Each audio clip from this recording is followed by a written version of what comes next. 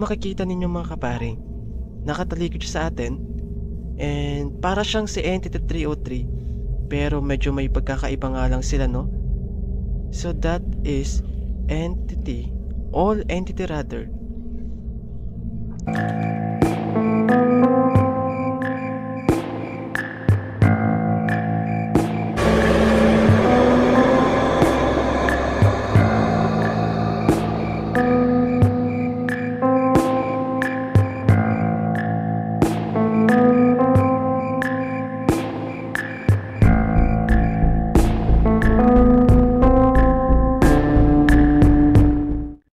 This video is for entertainment purposes only. Hindi na ma-encounter natin dito si all entity. So isa siyang uring bagong entity na may pagkakatulad, no, kay entity 303.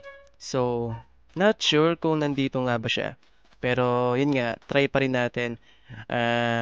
Again mga kaparing, magpapaabot tayo dito ng gabi. Usually, na ginagawa natin kadalasan sa tuwing may mga sinusubukan tayong mga creepypasta. Okay, so masyado pa namang maaga at ito yung pinag-spawn natin. Mukhang hindi maganda pero okay to. Okay, so ngayon, kuha muna tayo ng mga ano natin, no? Ng pagkain natin. Kailangan natin ng ano? Kailangan natin ng makakain. Okay, so may mga, wow, ibang-ibang talaga ito sa Minecraft 1.21, no? Ibang klase na talaga. Marami ng mga pinagbago, may mga bagong features na kaabang-abang talaga, di ba? Napakaganda talaga, man. Okay? Para ito. So, saktong-sakto pala, malapit lang sa atin na yung gubat. Makakuha tayo ng wood. Damihan na natin para makapag-craft tayo ng mga pangunahing gamit natin. Ito may mga ano dun, oh. Merong, okay? Para makakuha tayo ng pagkain natin ng food. Mahirap nang gutumin sa daan sa paghahanap, no, sa pag-exploration. So, yun. Okay, so okay na siguro to. No. Ayan. Damihan na natin. So, crafting table. Kailangan natin. Kailangan na din natin ng stick. Okay na to. Yan. So, ito na. Meron tayo, ano. Kailangan lang natin ng sword, no? Para sa mga salot. Panglaban natin yan. Syempre. So, kunin na rin natin to. Yan. Ito, may pagkain tayo dito, man. Ito. Okay. Ito, merong, ano. Uy, merong, ano dito. Merong cave. Mamaya, try natin pumunta dyan. So, ngayon, kumuha muna tayo ng mga food natin. Yeah. Okay. Kukulangin tayo, ah. Example, ayun, meron pa doon mga kaparing na ano. Ito, merong cow dito. Ito, meron ding, yeah, pig. Madami-dami to. Ayun. So, ito pa. Wait, asa ka na? Teka. Tumatakbo. Nagtatago. Ayan. So, hanap pa tayo ng maraming, ano, food, no? Then later, yan, ito may mga fish, may mga isda dito. Okay. So, sapat na siguro to. Teka. Wait. Napakabilis naman magkape. Okay. Ba't ang bilis? Teka, ba't ang bilis magkape? Gabi na agad? Seryoso, men? Seryoso? Wala pa naman. Teka, may nakatayo. Wait, is it Entity 303? Kanina andun siya, ayun. Wait, teka. Wow, man, may nakatayo sa atin, nakatalikod. Hindi ko alam kung anong, si Entity 303 ba to? No, man. Ito ba si All Entity na matagal na natin gustong ma-encounter? Ito yung klase ng entity na talagang gusto kong makita.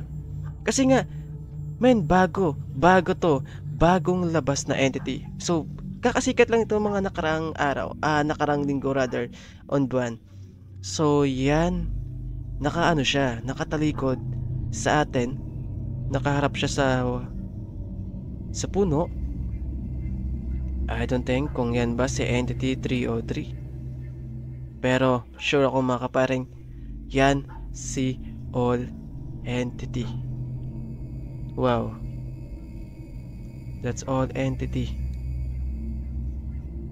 Grabe ang bilis, no? Napaka pa lang, ang bilis sumapit ng gabi.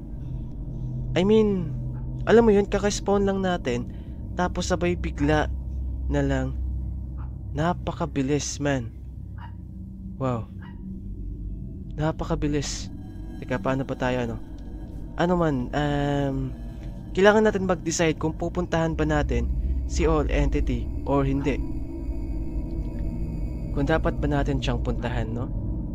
Siguro, pupuntahan natin. Sige. Ngayon, pupuntahan natin si All Entity. So, kanina ay nakatayo lang yun dito eh. Pero nawala. Nasaan yun? Teka, saan yun? Nasaan? Wait, nasaan si All Entity? Kanina, nakatayo lang siya dito. Ngayon, wala na. Nasaan na ang entity na kanina lang ay nakatayo dito? So, makaparing, hindi kasi ako pamilyar kung sino nga ba si All Entity. Di ko alam yung background o yung history niyan. Ang alam ko lang ay si Entity 303. So, yun lang ang kilala ko at kabisado ko. Kasi narinig ko na nga yung kwento niya. Si Entity 303 ay dating empleyado ng Mojang. Yun nga, yung napatalsik, no? Then, naghihiganti. Pero itong si All Entity, hindi ko alam kung ano ang history nito. Kung anong pinagmulan nito, ano ang connection nito. Kanina ay nakaharap lang yun dito, no? Pero ngayon, wala na. So, anong nangyari yun? Paano nangyari na bigla siyang nawala dito? Okay. All Entity. Wow. Okay. Napakadilim ng paligid. At isa lang sa mga napansin ko, bakit hindi tayo nagugutom? No? Naka-peaceful ata tayo eh. Pero, sure naman ako na nakaano tayo kanina. So, paano yun? Okay. So, hinahanap ko ngayon si All Entity. Kasi kanina, andito lang yan. Pero, biglang nawala. Diba? Biglang nawala na lang kusa eh. So, paano nangyari na bigla na lang nawala yun? Nakakapagtaka. Diba? No, nakakapagtaka lang man. Na biglang nawala si All Entity. Oh, teka. Nandito siya ngayon. Kanina andon. Tapos ngayon ay nandito naman siya. Man, All Entity. Kung makikita ninyo mga kaparing, nakatalikod siya sa atin. And para siyang si Entity 303. Pero medyo may pagkakaiba nga lang sila, no? So that is Entity, All Entity rather. Ano yung mga kakayahan niya? Man, isa ba itong hacker o isang dead player o ghost player na nagbabalik sa Minecraft? Parang nag-aalinlangan akong lapitan na. Okay. Parang alam niyo yun. Anong nangyari? Wow, man. Grabe. Okay, so ngayon papaulan na. Ay, umuulan na nga talaga. Medyo creepy siya, man, ha? Okay. All Entity. Lalapitan ba natin? Ayun, nawala na yung ulan. Ayun, meron na naman. Teka, sa parting to wala, no? Okay? Dito sa parting to, hindi umuulan. Then pagdating dito, umuulan. Wait. Normal lang ba sa Minecraft to? Yung, teka. Pag andito tayo, walang ulan, no? Mga kaparing. As in, wala talagang ulan. Ayun o, wala talagang ulan as in din. Pagdating mo dito, pag sa pwesto na malapit kay All Entity, umuulan, man. Ano to, kakayahan ba to o powers ba ito ni All Entity? O isa lamang itong bug sa Minecraft o normal lamang ito? 'Di ba? I think normal lang ito, no? Hindi naman siguro dahil sa kapangyarihan to ni All Entity. Okay? Till now, nakatayo pa rin siya doon. So, creepy. Again, thank you mga kaparing sa panonood. Magkita-kita tayo sa mga next video natin. Again, thank you mga kaparing sa panonood at magkita-kita tayo sa mga next video natin. Sa ngayon ay pagmamasdan ko muna ng maigi si All Entity hanggang sa may mangyaring masama. Ano man ang makahinatnan, hindi natin uurungan.